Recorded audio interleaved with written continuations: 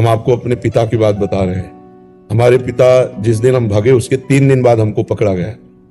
खोजबीन सब शुरू हुई तो 3 दिन बाद पकड़ा गया कि एक गोरा लड़का है वहां जंगल में देवी के मंदिर में रह रहा है।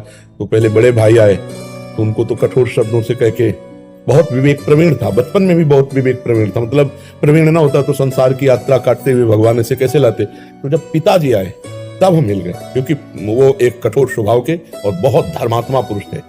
उनकी हम आंखों में कभी आंसू नहीं देखा। बहुत ही दृढ़, सर्दी गर्मी भूख प्यास सब बर्दाश्त करके संतों की सेवा करना, गृहस्थ एकदम किसान आदमी ऐसे।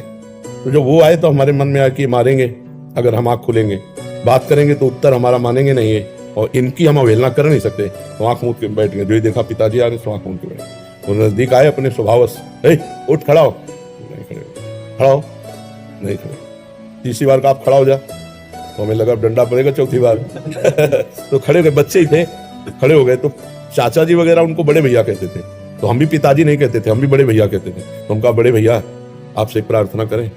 उनका बताओ, उनका ये जिंदगी भगवान के नाम है, आप चाहे काट डालो ना घर जाएंगे ना आपकी बात मानेंगे। तो हम उनकी कृपा की बात बता रहे। एकदम चैप्टर बदल गया, जैसे भगवान की कृपा ना, तो उनका सच्ची, हमका आपसे सच्ची बात करें। घर नहीं जाओगे करना, कभी जिंदगी में ब्याह नहीं करोगे करना।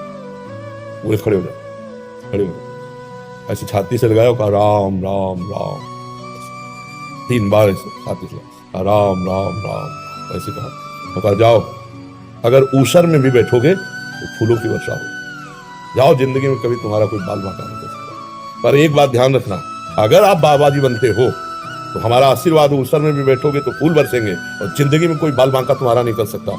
और अगर कहीं किसी की बहन बेटी देखी तो फिर तो हमका जिंदगी में आप इस बात को कभी नहीं सुनोगे। वो तो पधार गए, कई वर्ष हो गए उनको पधारे हुए, पर उनका आशीर्वाद, माता पिता का आशीर्वाद भगवान का आशीर्वाद होता है।